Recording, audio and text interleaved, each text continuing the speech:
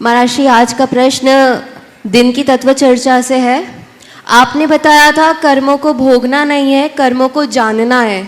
पर जब वास्तविकता में जब हम गृहस्थ जीवन में रहते हैं तो हम कर्मों को भोगते ही जाते हैं, और कर्मों को भोगते भोगते जब एकदम व्यथित हो जाते हैं तब समझ में आता है कि कर्मों को भोगना नहीं था, कर्मों को जानना था।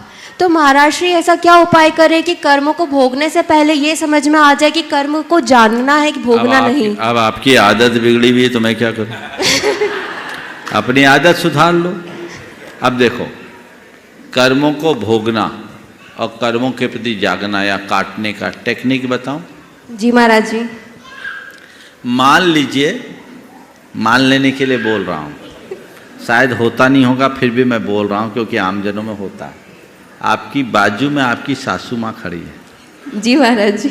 अगर आपकी सासू माँ ने आपको कोई कड़े बोल बोले, हो सकता बोलती हो, नहीं भी बोलती हो, पर मान लो कड़े बोल बोले और आप उस बोल से प्रभावित हो गई, आपको बुरा लगा, आपने मुंह फुला लिया या एक की जगह चार सुना दिया, तो ये आपने कर्म को भोगा है, और जो कर्म को भोगता है वो कर्म को बांधता है। जी महाराज श्री। ठीक है। और यही आपकी सासू माँ ने बोला और आपने सुन के उसे अनसुना किया।